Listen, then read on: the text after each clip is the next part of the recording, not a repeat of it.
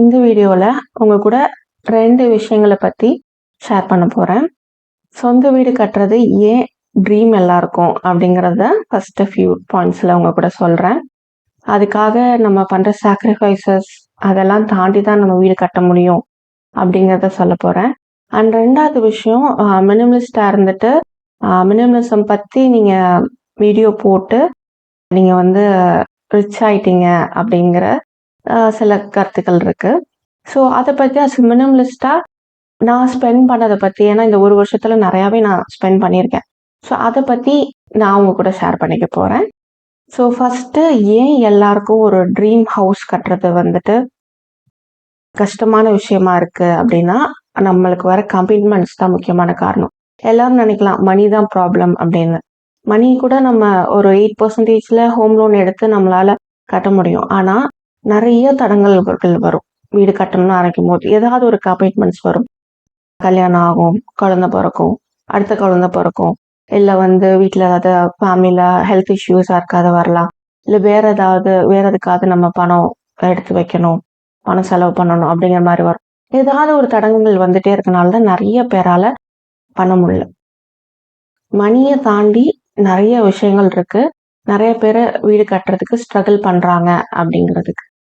இதை நான் கண்கூட பார்க்குறேன்.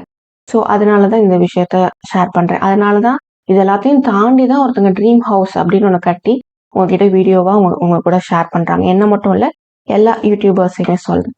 ஸோ நாங்கள் என்ன ஸ்ட்ரகிள்ஸ் பார்த்தோம் அப்படின்னு கேட்டிங்கன்னா, ஒன்று நிறைய கோல்டு நான் சேல் பண்ணேன். என்னோட கோல்டு ஜுவல்ஸ் நான் சம்பாதிச்சு வாங்கினது, எங்கள் அம்மா எனக்கு கொடுத்தது, அந்த மாதிரியான ஜுவல்ஸ். அது எனக்கு கஷ்டமாக தான் இருந்தது. பட் இந்த விஷயத்துக்காக பண்ணணும் அப்படின்ட்டு வேற வழி இல்லை, ஆப்ஷன் இல்லைங்கிறதுக்காக பண்ணோம். இன்னொரு முக்கியமான விஷயம், 3 வருஷம் முன்னாடி எங்களோட அப்பார்ட்மெண்ட் நாங்கள் கட்டினோம். அதை பற்றின வீடியோ தனியாக போட்டிருக்கேன், டிஸ்கிரிப்ஷன் பாக்ஸில் லிங்க் தரேன். ஸோ அப்பார்ட்மெண்ட் கட்ட ஆரம்பிச்சு அது ஒரு 1.5 வருஷம் போச்சு. ஸோ அதுக்காக 2வது குழந்தை இப்போ வேண்டான்னு தள்ளி போட்டோம். அடுத்த 6 மாசத்துல இந்த வீடு கட்ட ஆரம்பிச்சோம். ஸோ மறுபடியும் இன்னொரு 1.5 வருஷம் அடுத்த குழந்தை இப்போ வேணான்னு தள்ளி போட்டோம். போன மாசம் எனக்கு 34 ஏஜ் கம்ப்ளீட் ஆயிடுச்சு. அடுத்து லோன் கட்டணும் அப்படின்னு சொல்லி லோனை 2 வருஷத்துல முடிக்கணும் அப்படின்னு சொல்லி ஓடிட்டு இருக்கோம். அதை தான் நான் ஒரு பெரிய சாக்ரிஃபைஸா நினைக்கிறேன். பட் இனிமே ஃபியூச்சர்ல கடவுள் எனக்கு என்ன விதிச்சிருக்காருன்னு எனக்கு தெரியல. அண்ட் கடவுள் இந்த இடத்துல நான் சொல்லும் போது ஜீசஸ் மீன் பண்றேன், பிகாஸ் ஐ லவ் ஜீசஸ். அடுத்து இந்த period of building a home, நாங்கள் 15 மந்த்ஸ் கட்டினோம். 12 to 15 மந்த்ஸ் யூஸ்வலாக ஆகும். சில பேர் ரொம்ப ஷார்ட் டியூரேஷனில் முடிப்பாங்க, அதை பற்றி எனக்கு தெரியல. பட் எங்களுக்கு 15 மந்த்ஸ் ஆனிச்சு. அந்த 15 மந்த்ஸ்லையும் நிறைய விஷயங்கள் ஃபேஸ் பண்ண வேண்டியதாக இருக்கும். அப்பார்ட்மெண்ட் கட்டும் போது நாங்கள் ஃபேஸ் பண்ணோம். பணம்லாம் கொடுத்துருவோம், ஆளுங்க வரமாட்டாங்க, அந்த மாதிரி ஃபேஸ் பண்ணோம் அப்பார்ட்மெண்ட்ல. இங்கே நாங்கள் ஃபேஸ் பண்ணது எல்லாமே ரொம்ப எமோஷ்னலாக இருந்தது. குறிப்பாக என்னோட மாமனார் தவறிட்டாங்க போன வருஷம் அக்டோபர். அது எங்களுக்கு ரொம்ப பெரிய இழப்பா இருந்தது. எங்களோட ஹவுஸ் வார்மிங் கூட கிரகப்பிரவேசம்லாம் நாங்கள் பண்ணலை, ஏன்னா பண்ணக்கூடாது அப்படிங்கறதுனால, இறந்து 1 வருஷம்குள்ள ஆகக்கூடாது அப்படிங்கிறது சொன்னாங்க. ஸோ அதனால அதெல்லாம் நாங்கள் பண்ணல. ஸோ அதெல்லாம் எங்களுக்கு பெரிய விஷயமா தெரியல. பட் அந்த இழப்பு, அவங்க இந்த வீடை பார்க்க முடியலையே, அந்த மாதிரியான விஷயங்கள் அதெல்லாம் இருந்தது. அடுத்தது, நிறைய பேர் ஹோம் டூர் நீங்கள் வீடியோ பார்த்துருப்பீங்க. அவங்க சொல்லாத எக்ஸ்பென்சஸ் என்னன்னா, நிறைய பேர் சொல்லியிருப்பாங்க, காம்பவுண்ட் கட்டுறதுக்கு இவ்வளோ ஆகும், எக்ஸ்ட்ரா செப்டிக் டேங்குக்கு இவ்வளோ ஆகும், சோக் பீட் போட இவ்வளோ ஆகும், போர் போட இவ்வளோ ஆகும், இதெல்லாம் எக்ஸ்ட்ரா எக்ஸ்பென்சஸாக சொல்லியிருப்பாங்க. இதெல்லாம் தவிர்த்து எக்ஸ்ட்ரா எக்ஸ்பென்சஸ்ன்னு ஒன்று இருக்கு.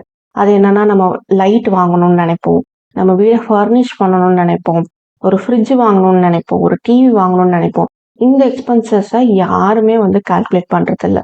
ஸோ இதுக்காக தான் நான் 15 மாசம் நான் அமௌண்ட் சேவ் பண்ணி இதுக்காக தனியாக நான் சேவ் பண்ணேன். இதுல இருந்து தான் நான் நிறைய விஷயங்கள் இப்போ ஷேர் பண்ணியிருந்தேன் ரீசெண்டாக. அமேசான்ல இருந்து நான் வாங்கின திங்ஸ் அப்படின்னு. ஸோ அப்போ நீங்க மினிமலிஸ்டா இருந்துட்டு இவ்வளோ செலவு பண்றீங்கன்னு கேட்டாங்க. ஸோ இது ஒரு வீடுன்னு கட்டினா இந்த எக்ஸ்பென்சஸ்லாம் இருக்கும், அது மினிமலிஸ்டா இருந்தாலும். அடுத்தது, நம்மளோட ஓன் பர்பஸுக்காக பில்டிங் கட்டுறது. ஏன்னா நான் அப்பார்ட்மெண்ட்டை பற்றி சொன்னேன். அப்பார்ட்மெண்ட்டுன்னு சொல்லும் போது நாங்கள் 7 வீடு உள்ள ஒரு அப்பார்ட்மெண்ட் கட்டினோம். அது ஃபுல்லாகவே ரெண்டல் பர்பஸ்க்காக. It's one of our business. So அந்த மாதிரி அது பிஸ்னஸாக நினச்சி கட்டும் போது இன்ஜினியர் சொன்ன பட்ஜெட்குள்ளேயே நாங்கள் போயிடுவோம். அதாவது இப்போ வந்து பாத்ரூமில் வந்து கிளாசெட் வைக்கணும்னா இன்ஜினோட பட்ஜெட் வந்து 4000 தான் இருக்கும். ஓகே 4000லே பண்ணுங்க அப்படின்றோம். டைல்ஸ் எடுக்கிறாங்கன்னா 50 ரூபாய்க்கு தான் நாங்கள் எடுப்போம்னாங்கன்னா ஓகே அதில் எடுங்க அப்படின்றோம். அந்த பட்ஜெட்குள்ளேயே செலக்ட் பண்ண ட்ரை பண்ணுவோம். பட் சொந்த வீடுன்னு வரும்போது யாருக்கா இருந்தாலும் கொஞ்சம் எக்ஸ்ட்ரா பண்ணணும். இப்போ பார்த்தீங்கன்னா இந்த ஓடிஎஸ் பண்ணணும்னு இங்கே தான் எனக்கு தோணுச்சு. ஏன்னா நான் பிஸ்னஸ்ன்னு பண்ணுற இடத்துல இதை நான் பண்ண மாட்டேன்.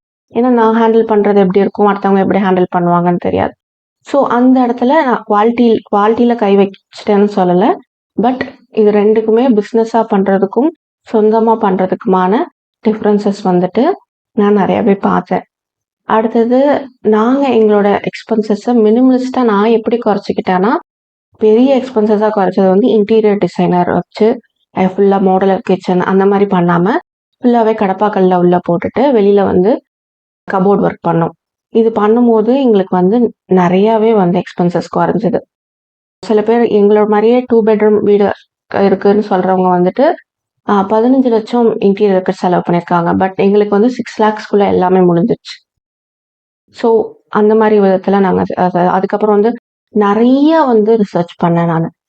அமேசானில் வந்து லைட்டெல்லாம் வந்து நாங்கள் தான் வாங்கி கொடுக்கணும். கடையிலையும் போய் விசாரிப்பேன், ஆன்லைன்லேயும் பார்ப்பேன். கம்பேர் பண்ணி எது வந்து குவாலிட்டியில் காம்ப்ரமைஸ் பண்ணாமல் எங்கே நல்லா இருக்குன்னு தேடி கண்டுபிடிச்சி நான் செலக்ட் பண்ணி வாங்கினேன். அஸ் மினிமலிஸ்ட்டாக நான் பண்ண ஒரு பெரிய விஷயம் அதுதான். கம்பேர் பண்ணிக்கிட்டே இருந்தேன். அப்புறம் அது வேணுமா வேண்டாமா அப்படிங்கிறதையும் ரொம்ப யோசித்தேன். அடுத்தது நான் மினிமலிசமை பற்றி பேசி நான் ரொம்ப ரிச் ஆகிட்டேன், அதனால தான் வீடு கட்டுறேன் அப்படின்னு சில பேரோட கருத்து. பட் இதில் என்ன விஷயம்னா, இந்த வீடு கட்டினது மூலமாக நான் வந்துட்டு இன்னும் மினிமலிஸ்ட் ஆயிருக்கேன்னு தான் சொல்லலாம். ஏன்னா நான் ஃபஸ்ட்டே சொன்ன மாதிரி நிறைய என்னால் புரிஞ்சுக்க முடிஞ்சது, நிறைய ரிசர்ச் பண்ணேன், நிறைய ஒரு 1.5 வருஷம் நான் நிறைய சர்ச் பண்ணியிருக்கேன். இப்போ ஃபால்ஸ் சீலிங்லாம் எங்கள் வீட்டில் பண்ணவே இல்லை. ஏன்னா என்னை பொறுத்த வரைக்கும் அஸ் மினிமலிஸ்ட்டாக ஃபால்ஸ் சீலிங் வந்து வேஸ்ட் ஆஃப் மணி அப்படின்னு தான் எனக்கு தோணுச்சு. அண்ட் எனக்கு என்ன தேவை, எனக்கு வந்து வீட்டுக்குள்ளே நல்லா வெளிச்சமாக இருக்கணும். ஏன்னா வந்துட்டு எனக்கு வந்து வீடியோ எடுக்கணும். ஸோ அதில் ஸ்பெண்ட் பண்ணுவோம் அப்படின்னு சொல்லிட்டு சர்ஃபேஸ் லைட் போட்டோம், ஓடிஎஸ் போட்டோம், இந்த மாதிரியான விஷயங்களுக்குள்ள நாங்கள் செலவு பண்ணிட்டு ஃபால்ஸ் சீலிங் அந்த மாதிரியான விஷயங்களை கட் பண்ணிக்கிட்டோம். குறிப்பாக டியூப்ளெக்ஸ் வேண்டாம். ஈவன் இப்போ எங்கள் பக்கத்தில் 2 வீடு கட்டிட்டு இருக்காங்க, 2மே டியூப்ளெக்ஸ் மாடல் தான். பட் இல்லை வேண்டாம், நம்ம வந்து சிங்கிள் ஃப்ளோர் மட்டும் கட்டுவோம். அதில் வந்து கிட்டத்தட்ட 20-30 lakhs நாங்கள் சேவ் பண்ணியிருக்கோம். ஸோ அஸ் எ மினிமலிஸ்ட்டாக நான் என்னை மினிமலிஸ்ட் ஆக்கிக்கிட்டேன்னு நான் நினைக்கிறேன். ஏன்னா அந்த வீட்டிலேருந்து இந்த வீட்டுக்கு நாங்கள் ஷிஃப்ட் பண்ணும் போதும் நான் இன்னும் கொஞ்சம் நிறைய டீக்ளட்டர் பண்ணேன். எனக்கு என்ன வேணும் வேண்டாம் அப்படிங்கிறத பற்றி தெரிஞ்சுக்கிட்டேன். அண்ட் இந்த வீடை ஃபர்னிஷ் பண்ணுறதுக்கும் நான் 15 மாதம் அமௌண்ட் வந்து சேவ் பண்ணேன். தேவையில்லாத பொருட்கள் எல்லாத்தையும் வாங்காமல் வேஸ்ட் பண்ணாமல் இருந்து 15 மாதம் சேவ் பண்ணி அதிலிருந்து தான் நீங்கள் பார்த்த அந்த big things I purchased for my home அப்படின்னு போட்டிருப்பேன். அது எல்லாமே நான் அப்படி தான் வாங்கினேன். இதுலேருந்து நான் மினிமலிஸ்டாக இருந்தனால தான் இது எல்லாத்தையும் பண்ண முடிஞ்சதுன்னு நினைக்கிறேன். என்னால் ஃபியூச்சரிஸ்டிக்காக இதை பற்றி என்னால் யோசிக்க முடிஞ்சது. அண்ட் இந்த கமெண்ட்லலாம் சொன்ன மாதிரி நான் வந்துட்டு வெல்த்தியாக தான் ஃபீல் பண்ணுறேன். அதுக்கு காரணம் என்னென்னா மினிமலிசம் தான். ஒரு மினிமலிஸ்டிக் லைஃப் ஸ்டைலை சூஸ் பண்ணனால தான் என்னால் வந்துட்டு ஒரு கான்ஃபிடென்ஸ் இருக்குது. ஒரு 2 வருஷத்தில் நான் வாங்கின கடன்களை என்னால் முடிக்க முடியும். ஏன்னா நான் தேவையில்லாத செலவுகள் பண்ண மாட்டேன். எனக்கு வேணுன்றதை மட்டும்தான் வாங்குவேன். இந்த வீட்டுக்கு நான் வாங்கினதுலேயும் அவ்வளோ யோசிச்சு ஒன்று ஒன்றா பார்த்து ஏன்னா என் கையிலேருந்து ஒவ்வொரு பணமும் செலவாகும் போது எனக்கு நம்ம தேவையானதை தான் செலவு பண்ணுறோமா அப்படிங்கிறத என்னை யோசிக்க வச்சது. இந்த வீட்டுக்கு வந்ததில் நான் ஒரு டெக்கார் பீஸ் கூட நான் வாங்கவே இல்லை, இனி வாங்க போகிறதும் கிடையாது. ஸோ எனக்கு என்ன வேணுங்கிறத எனக்கு ரொம்ப யோசிக்க வச்சது இந்த மினிமலிஸ்டிக் லைஃப் ஸ்டைல் தான். அதனால தான் என்னால் வெல்த்தியாக ஃபீல் பண்ண முடியுது. ரிச்சுங்கிறது வேற, வெல்த்திங்கிறது வேற. ஸோ இந்த வீடியோ வந்துட்டு உங்களுக்கு ஏதாவது ஒரு விதத்தில் ஒரு மோட்டிவேஷனாக இருந்திருக்கும்னு நம்புகிறேன். அண்ட் முக்கியமாக பீப்புள் வந்து என்ன வேணாலும் பேசுவாங்க, பட் நீங்கள் யார் அப்படிங்கிறது உங்களுக்கு தெரியும். ஸோ அது என்றைக்குமே மறந்துடாதீங்க. நீங்கள் உங்களோட ட்ரீம் ஹோமை வந்து கட்டணும்னு நினச்சிட்டு இருக்கீங்கன்னா அதுக்கு என்னோடய வாழ்த்துக்கள். நீங்கள் கண்டிப்பாக கட்டுவீங்க. கண்டிப்பாக முயற்சி பண்ணுங்கள். அண்ட் வீடியோ பிடிச்சிருந்தா லைக் பண்ணுங்கள், ஷேர் பண்ணுங்கள், கமெண்ட் பண்ணுங்கள். மறந்துடாமல் சேனலுக்கு சப்ஸ்கிரைப் பண்ணுங்கள். தேங்க்யூ ஃபார் வாட்சிங்.